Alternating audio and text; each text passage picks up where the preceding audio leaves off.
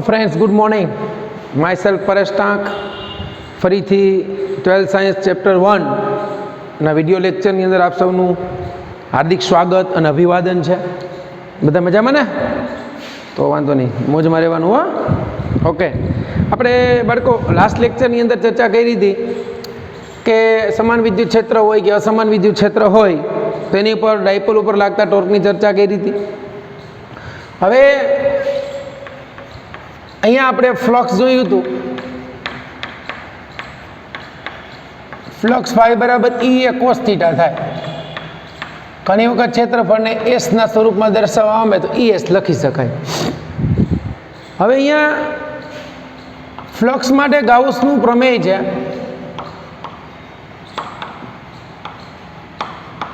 કે કોઈ પણ બંધ પૃષ્ઠ સાથે સંકળાયેલું વિદ્યુત ફ્લક્સ ફાઈ એ કેટલું હોય? તો કે આને બંધ પૃષ્ઠ પરનું વિદ્યુત ક્ષેત્રનું રેખા સંકલન કહી શકાય. આમ તો બંધ પૃષ્ઠ સાથેનું E dot dA is equal two એટલું હોય. આમાં આપણે એ જોયું હતું કે અહીંયા આ ફ્લક્સ જે છે એમાં આ ડાબી બાજુનું સમીકરણ કહેવાય, આ જમણી બાજુનું સમીકરણ કહેવાય. અને આ બંધ પૃષ્ઠ લઈએ છીએ અને આકાર કંઈ કન્સલ્ટ નથી, ગમે એ આકારનું પૃષ્ઠ હોય તો પણ ચાલે. પણ જ્યારે આ સમીકરણનો ઉપયોગ કરો ત્યારે પૃષ્ઠ વડે ઘેરાયેલા વિદ્યુત ભારને ધ્યાનમાં લેવાનો છે. જ્યારે આનો ઉપયોગ કરો ત્યારે બધા વિદ્યુત ભારને ધ્યાનમાં લેવાના છે. હવે આને આધારે આપણે 3 ડેફિનેશન જોવી છે. બાળકો સમજજો વ્યવસ્થિત રીતે. આમ તો આ પહેલાં આવી જ આવી જોઈએ પણ અત્યારે સમજાવું છું. એક આવે છે રેખીય ઘનતા લેમડા. પહેલાં તો ઘનતાની વ્યાખ્યા આપણે લખીએ છીએ સાદી ઘનતાની વ્યાખ્યા દળના છેદમાં કદ. અહીંયા આપણે ઘનતા લખશું એ રેખીય ઘનતા, એને આપણે કહેશું લેમડા. પૃષ્ઠ ઘનતા એને આપણે કહેશું સિગ્મા, અને કદ ઘનતા એને આપણે કહેશું રો. પણ વિદ્યુત ભારના ફોર્મમાં છે એટલે લેમડા ઇઝ ઇક્વલ ટુ લખવાનું dq by dl, sigma is equal to લખશું dq બાય dA એકમ ક્ષેત્રફળ દીઠ, અને રો ઇઝ ઇક્વલ ટુ લખશું dq બાય dV. એટલે આને વાંચવું હોય તો આપણે શબ્દોમાં જો વ્યાખ્યા વાંચવી હોય તો એમ વાંચી શકાય. એકમ લંબાઈ દીઠ વિદ્યુત ભાર, એકમ લંબાઈ દીઠ વિદ્યુત ભાર, એકમ ક્ષેત્રફળ દીઠ વિદ્યુત ભાર, એકમ ક્ષેત્રફળ દીઠ વિદ્યુત ભાર. અને આના માટે લખી શકાય એકમ કદ દીઠ વિદ્યુત ભાર.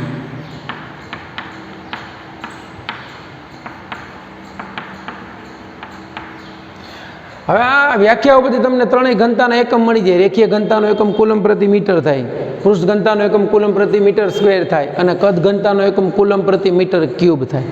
ક્લિયર? અહીંયા પદાર્થનું એકમ કદ દીઠ દળ હતું, એમ અહીંયા લંબાઈ ક્ષેત્રફળ અને કદ દીઠ એનો વિદ્યુત ભાર છે. આને આધારે બાળકો આપણે સૂત્ર તાર્યું હતું અનંત લંબાઈના તાર માટે વિદ્યુત ક્ષેત્ર લેમડા બાય 2πε0r. આને 2 વડે ગુણું 2 વડે ભાગું એટલે આ સમીકરણ આપણને મળતું હતું 2k લેમડા બાય r. યાદ રાખજો બરાબર. અનંત પરિમાણવાળા પૃષ્ઠથી r અંતરે વિદ્યુત ક્ષેત્ર સિગ્મા બાય 2ε0 નું સૂત્ર તાર્યું હતું. અહીંયા બે વસ્તુ હતી, કવચની અંદર અને કવચની બહાર. કવચની અંદર ના ભાગમાં વિદ્યુત ક્ષેત્ર 0 થાય, આ અંદર ઇનસાઇડ આ આઉટર સાઇડનું વિદ્યુત ક્ષેત્ર kq બાય r સ્ક્વેર થાય. હવે કવચ પછી ગોળાની અંદર અને કવચની અંદર અને બહારનું વિદ્યુત ક્ષેત્ર આપણે જોયું. ગોળાની અંદર અને બહારનું વિદ્યુત ક્ષેત્ર. ગોળાની અંદરના ભાગમાં વિદ્યુત ક્ષેત્ર આપણે જોયું હતું ρr બાય 3ε0, અને બહારના વિસ્તારમાં ઇનર માટે આઉટર માટે વિદ્યુત ક્ષેત્ર થાય kq બાય r સ્ક્વેર. આ બે સરખું જ થાય, કાંઈ ફેર પડે નહીં. બરાબર બાળકો? અહીંયા ખાસ સમજો, વિદ્યુત ક્ષેત્ર જે છે એ r પર આધારિત નથી.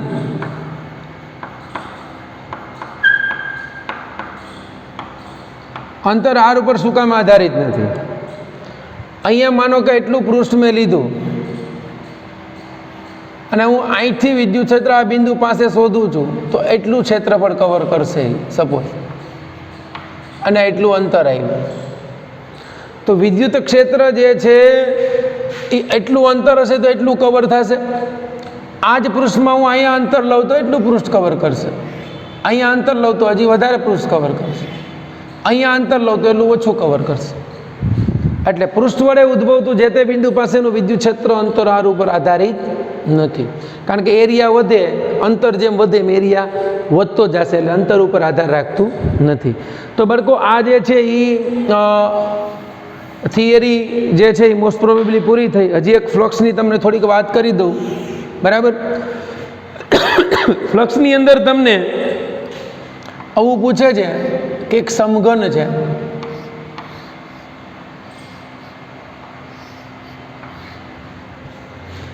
આ સમઘનના કેન્દ્રમાં વિદ્યુત ભાર મૂકું ક્યુ જેટલો તો શું થાય? તો સમઘનના કેન્દ્રમાં વિદ્યુત ભાર મૂકો તો સમઘન સાથે સંકળાયેલું કુલ ફ્લક્સ, બરાબર સમજજો, આ ગાઉસના પ્રમેય મુજબ ફ્લક્સ એનું થશે Q/ε0, આખા સમઘનનું. સમઘનને બાજુ તમે ગણો તો 1 2 3 4 5 અને પાછળની 6. તમને અહીંયા એમ કે સમઘનની કેન્દ્ર પર વિદ્યુત ભાર મૂકવાનો છે. ક્યાં? સમઘનના કેન્દ્ર પર વિદ્યુત ભાર મૂકતા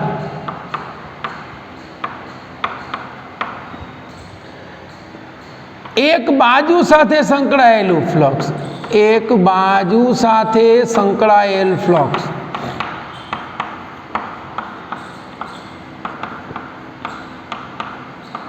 જો એક બાજુ સાથે સંકળાયેલું ફ્લક્સ કે તો ફ્લક્સ ફાઈ બરાબર 6 ભાગ થઈ જાય ફ્લક્સના. વાત પૂરી.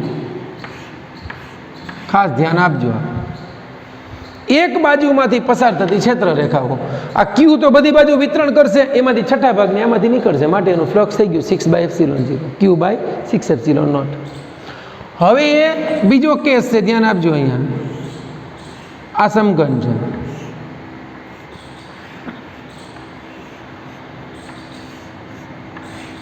એના બાજુના કેન્દ્ર ઉપર વિદ્યુત ભાર મૂકવો. ક્યાં? બાજુના કેન્દ્ર ઉપર. તો આને ઢાંકવા માટે મારે બીજા સમઘનની જરૂર પડે. આને ઢાંકવા માટે આપણે બીજો સમઘન લેવો પડે. બાજુમાં એ બીજો સમઘન મૂક્યો એટલે આ બાજુ આનાથી ઢકાઈ ગઈ. તો હવે આ જે છે એ બે સમઘનનું તંત્ર મળ્યું. ધ્યાન આપજો. બે સમઘનનું તંત્ર છે એટલે એની આરે સંકળાયેલું ફ્લક્સ ફાઈ બરાબર Q/ε0 થાય. હા, હવે શું થયું? તો કહો બે છે તો એક સમઘનનું ફ્લક્સ કેટલું થાય? તો કે એક સમઘનનું ફ્લક્સ, ધ્યાન આપજો, આના કરતાં અડધું. એક સમઘનનું ફ્લક્સ ફાઈ બરાબર Q/2ε0. બેની એક બાજુ તો કોમન થઈ ગયો, 5 બાજુ વધી.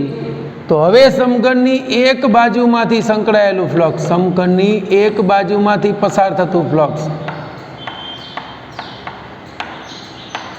તો અહીંયા તમને સમઘનની એક બાજુમાંથી પસાર થતું ફ્લક્સ કહે તો આના 5 ભાગ થઈ જાય, તો Q/10ε0. બાળકો યાદ રાખજો, બધું ખબર પડી? તો આ બે કેસ થયા.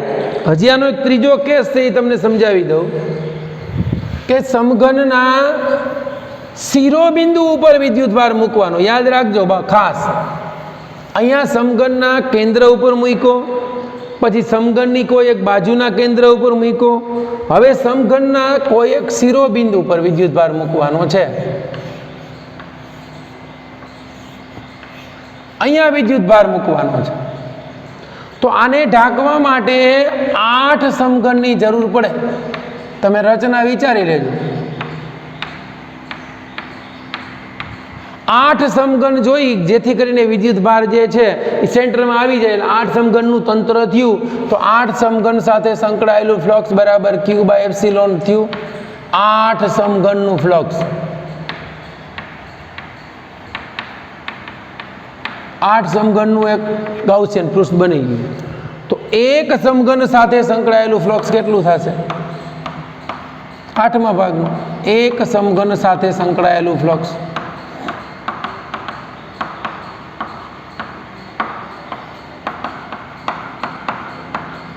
phi is equal to q by 8 epsilon. આ એક સમઘનનું થયું, ધ્યાન આપજો. હવે એ સમઘન ખરેખર 3 બાજુ આરે કનેક્ટેડ છે. જો તો એની કોઈ એક બાજુ સાથે સંકળાયેલું ફ્લક્સના 3 ભાગ પડશે, 24 એપ્સિલોન.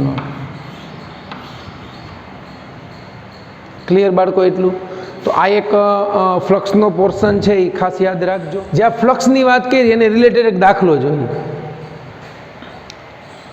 આ એક નળાકાર છે, આની અંદર ક્યુ વીજભાર છે. ધ્યાન આપજો. તમને એમ કીધું કે આ નળાકારની એક બાજુ સાથે સંકળાયેલું ફ્લક્સ શોધો.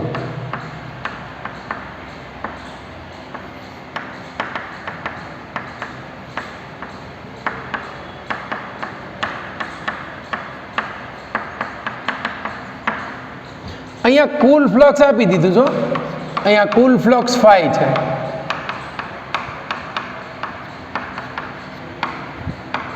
તો આપણે એક બાજુ સાથે સંકળાયેલું ફ્લક્સ શોધવાનું છે.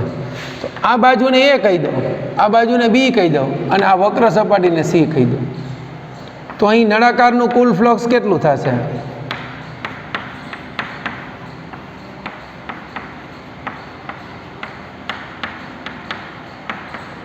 નળાકાર સાથે સંકળાયેલ કુલ ફ્લક્સ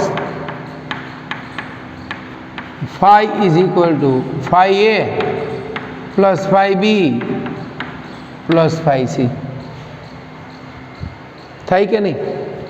તો તમને નળાકારની કોઈ એક બાજુ સાથે સંકળાયેલું ફ્લક્સ તમને કીધું છે, તો આપણને કેટલું મળશે? તો અહીંયા આપણને ખબર છે બાળકો કે phi A બરાબર phi B છે. તો phi A બરાબર phi B એટલે કુલ ફ્લક્સ phi એના બરાબર 2 phi A થઈ ગયું પ્લસ phi C થયું. તો શું થઈ ગયું? phi minus phi C is equal two 2 phi A. તો phi A is equal to 1/2 એના છેદમાં phi માઇનસ phi C. આ ખબર પડી? તો એક આ પ્રકારનો દાખલો જે છે આપણને પૂછી શકે. ચાલો, અને કુલ વીજભાર આપણને ક્યુ આપ્યો હતો, એટલે કુલ ફ્લક્સ આપણને એટલું મળી ગયું. ફ્લક્સ phi બરાબર 1/2.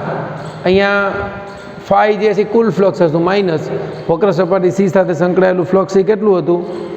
Epsilon naught. હવે કુલ ફ્લક્સ તમારે લખવું હોય તો એ કેટલું લખી શકાશે? phi is equal to q by epsilon 0 લખી શકો. ઓકે, આ કુલ ફ્લક્સ phi ની જગ્યાએ ક્યુ બાય એપ્સિલોન નોટ લખી શકીએ. તો અહીં કેટલું લખી શકીએ? ક્યુ બાય એપ્સિલોન 0. તો હવે એની સૂત્રનો કિંમત મૂકો તો એ ક્યુ બાય એપ્સિલોન 0 અહીં મૂકી દેવાનું, બીજું કાંઈ ન થાય. Flux phi is equal to 1/2 q by epsilon naught minus phi C. Ready? ચાલો, નેક્સ્ટ દાખલો જોજો. સરસ મજાનો દાખલો છે અને ઘણા વિદ્યાર્થીઓને આમાં પ્રશ્ન પણ હશે કે સર આ પ્રકારનો દાખલો આપ્યો હોય ત્યારે શું કરવું? ખાસ ધ્યાન આપજો. અહીંયા તમને એમ કીધું છે કે એક વિદ્યુતભારિત બે ગોળાઓ જે છે એને લટકાવેલા છે. તો અહીંયા બે ગોળાઓને લટકાવતા બે વચ્ચે વિદ્યુતભારની સમાન વહેંચણી થાય એટલે અપાકર્ષણ બળ લાગે. એટલે આ ગોળો આનાથી x જેટલો દૂર જાય.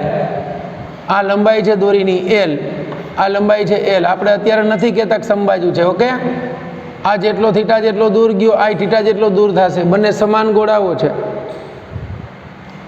ધ્યાન આપજો. અહીંયા આ ગોળાનું વજન બળ mg નીચે લાગશે. આ ગોળા ઉપર ક્યુ વીજભાર છે, આની ઉપર ક્યુ જેટલો વીજભાર છે, એને કારણે આની ઉપર અપાકર્ષણ બળ લાગશે, એ ફી જેટલું લાગશે.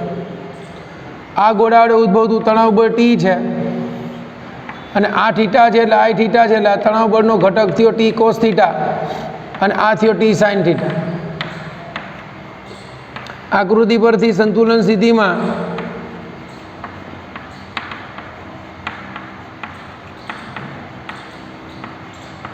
પરિણામી બળ 0 થશે. એટલે સંતુલન સ્થિતિની અંદર આપણે લખી શકીએ T sine theta is equal to F તથા T cos theta is equal to mg.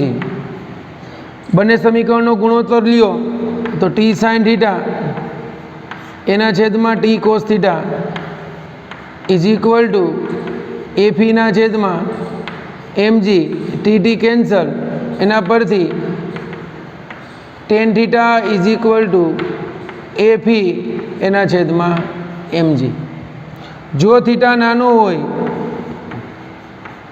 જો થીટા નાનો હોય તો ten theta is equal two, મેં તમને કીધું તો આગલા લેક્ચરમાં, sign theta is equal two theta.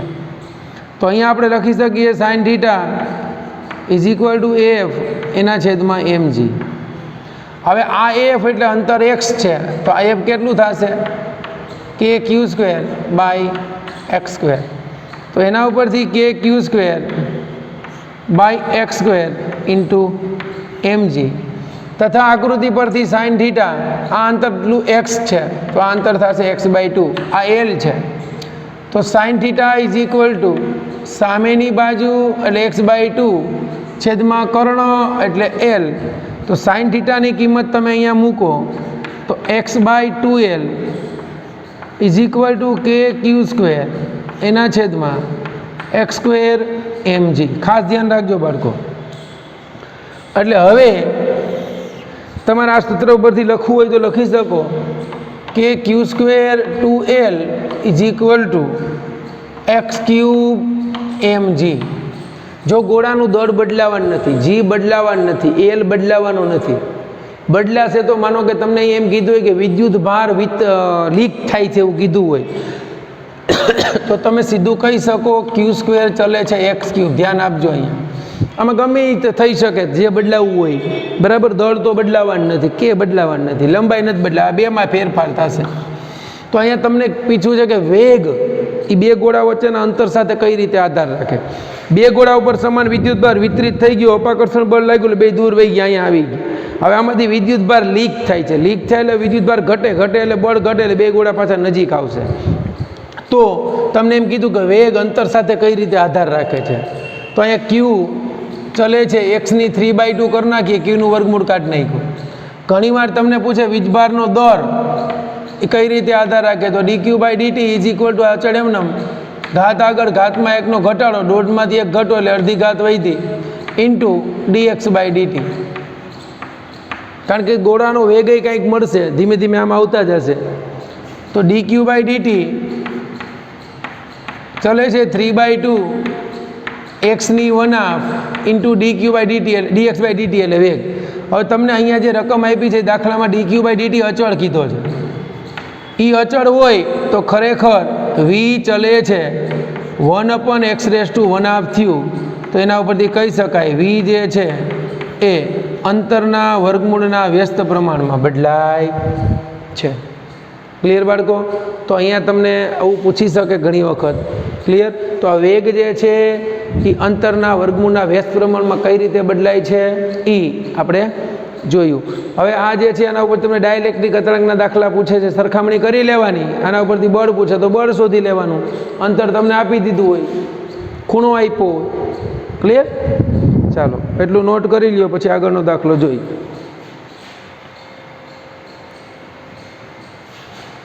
Okay વિદ્યાર્થી મિત્રો, હવે આપણને એક દાખલો એમ કીધો છે કે આ એક ગોળો છે કે એક પદાર્થ છે. ધારો કે આ પદાર્થ ઉપર ક્યુ જેટલો વીજભાર છે. કેટલો? આ એક પદાર્થ ગોળાકાર નથી, આ તમે ગોળો દોર્યો છે, આ પદાર્થ પર ક્યુ જેટલો વીજભાર છે.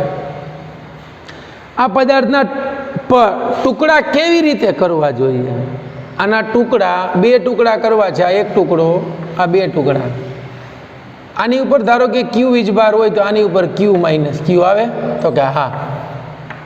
આના ટુકડા કેવી રીતે કરવાના કે જેથી આપેલા અંતર r માટે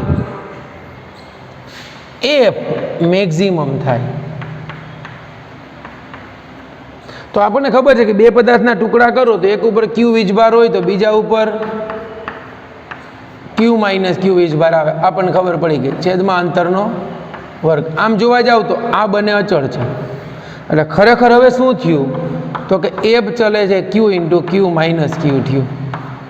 તો હવે આપણે શું કરશું તો કે એફ ઇઝ ઇક્વલ ટુ અહીં અચળાંક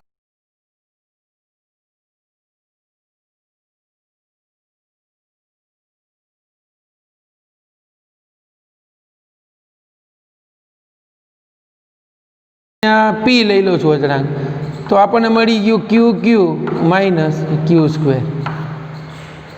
રેડી?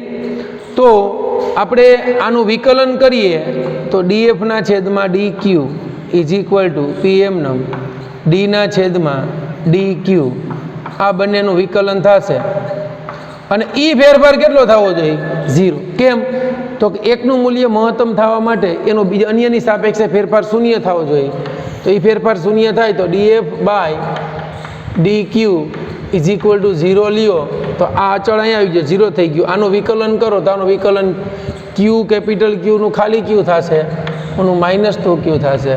એટલે ક્યુ -2q બરાબર 0 થયું. એટલે Q is equal two 2q થયું. તો ક્યુ ઇઝ ઇક્વલ ટુ q/2. સમજાણું બાળકો? એટલે અહીંયા એમ કહી શકાય કે આ પદાર્થના ટુકડા એવી રીતે કરવા જોઈએ કે જેથી બંને ટુકડા ઉપર વિદ્યુતભારનું સમાન વિતરણ થાય. અને સરળ સ્વરૂપમાં સમજી શકાય. ધારો કે એની ઉપર કુલ વીજભાર 100 કુલમ છે, તો ધારો કે એક પદાર્થ ઉપર 60 કુલમ ગયો તો બીજા ઉપર 40 કુલમ આવશે. તો આ જે છે એ વિદ્યુતભારના ગુણાકારના સમપ્રમાણમાં છે, તો એ 2400 મૂલ્ય આવ્યું. બરાબર? પણ આપણે એમ કરીએ એક ઉપર 50 ને બીજા ઉપર 50 રાખો તો આનો ગુણાકાર 2500 મહત્તમ આવી ગયો, ત્યારે બળ મેક્સિમમ થાય. પૂરું. હવે માનો કે તમને એમ થાય કે નહીં એવું ન કરે સર, એક ઉપર 50 રાખીને બીજા ઉપર 49 રાખો તો આનો ગુણાકાર કરો 2499 આવશે. એ આના કરતાં તો ઓછો જ આવશે. એટલે સમાન વિતરણ થાય ને તો જ મહત્તમ મૂલ્ય થશે. ક્લિયર બાળકો? ચાલો એક ક્લાસ દાખલો ગણી લઈએ આપણે. હવે તમને એમ કીધું છે કે આ કોઈ એ ત્રિજ્યાનું વર્તુળ છે, આની લેમડા તમને આપી છે λ0 cos સ્ક્વેર થીટા મુજબ બદલાય છે. તો તમને એમ કીધું કે આના પરિઘ ઉપરનો કુલ વીજભાર કેટલો? તો આની ત્રિજ્યા એ છે, આપણે એટલો રેખાખંડ ધારી લઈએ. આ થીટા અને બદલે ડી થીટા ધારી લ્યો, આ એ, તો આ ચાપ થઈ ગઈ, એની લંબાઈ થઈ ગઈ a ઇન્ટુ ડી થીટા.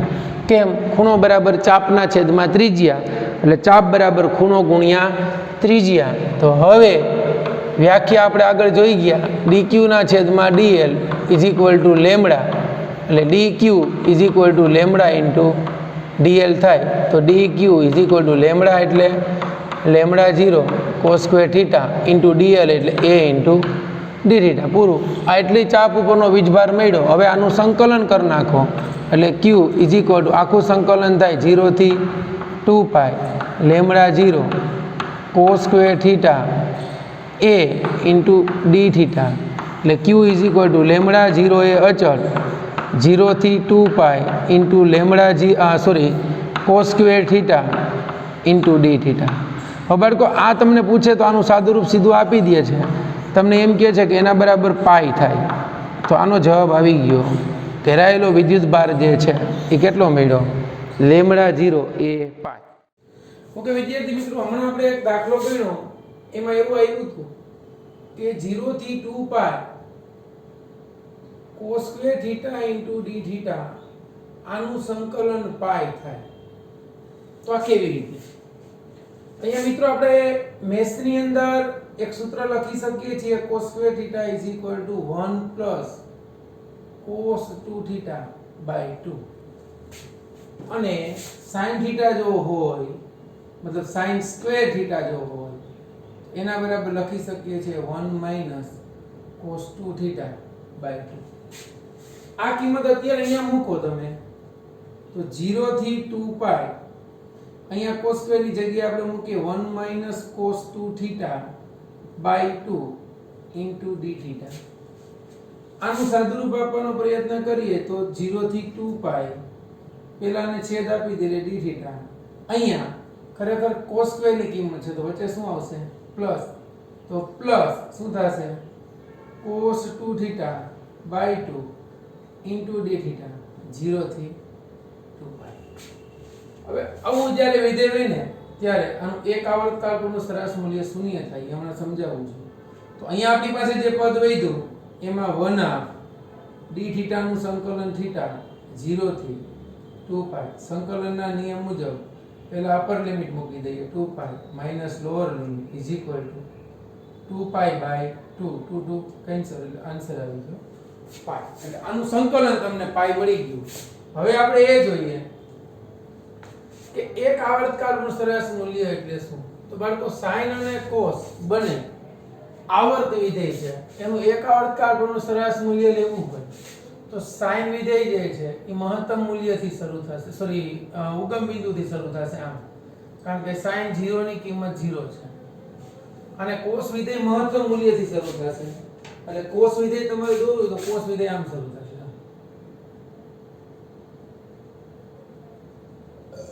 આ cos વિધેય કેમ તો કે cos 0 ની કિંમત 1 છે sin 0 ની કિંમત 0 છે બરાબર આ તમારે કેવું હોય તો આ છે ઓમેગા t છે ઓકે તો હવે sin અને cos છે એનું એક આવર્તકાળનું સરેરાશ મૂલ્ય તમે લ્યો અહીંયા શૃંગ આવ્યું અહીંયા ઘર થાય શૃંગ અને ઘર એની કિંમત તમે ગણો તો એકની ધન છે અને ઋણ છે એટલે સરેરાશ કિંમત 0 થાય એટલે જ્યારે ઇન્ટિગ્રેશન ઓફ sin θ d θ 0 થી t હોય અથવા તો 0 થી 2π હોય તો આનું એક આવર્તકાળનું સરેરાશ મૂલ્ય 0 થશે આ જ રીતે cos θ d θ હશે એનું એક આવર્તકાળનું મૂલ્ય જે પછી ખૂણો ભલે બમણો થઈ જાય કેવો એ 2θ થઈ ગયો તો એનું એક આવર્તકાળનું પરનું સરેરાશ મૂલ્ય હંમેશા 0 જ આવશે ઈ તમારે સમજવું હોય તો હજી આપણે સમજી શકીએ પણ ઈ તમારે નેક્સ્ટ જે બીજું ચેપ્ટર આવશે મતલબ આમ નેક્સ્ટ આ સાતમું ચેપ્ટર છે એસીકરણ બરાબર એની અંદર આપણે ડિટેલની અંદર વધારે સમજશું ઓકે ચાલો તો આ તમને ક્લિયર થઈ ગયું બાળકો કે એક આવર્તકાળનું સરેરાશ મૂલ્ય આનું 0 થશે તો આની કિંમત કેટલી થશે પાઈ જેટલી થશે ઓકે જો અહીંયા sin સ્ક્વેર આપ્યું હોત ને તો પણ પાઈ જ થાય ઓકે હવે ઘણી વખત આવું કહે છે જે આ દાખલામાં તમને લેમ્ડા બરાબર લેમ્ડા 0 cos સ્ક્વેર થીટા આપ્યું હતું ઘણી વખત એમ કહે કે લેમ્ડા બરાબર લેમ્ડા 0 cos થીટા છે તો આના વડે ઘેરાયેલો વિદ્યુતભાર કેટલો થશે તો આનું એક આવર્તકાળનું સરેરાશ મૂલ્ય 0 થઈ જશે બરાબર તો અહીંયા આનો આન્સર જે છે 0 આવશે બરાબર છે ચાલો તો આ લેક્ચર અહીં સુધી રાખીએ છીએ બેસ્ટ ઓફ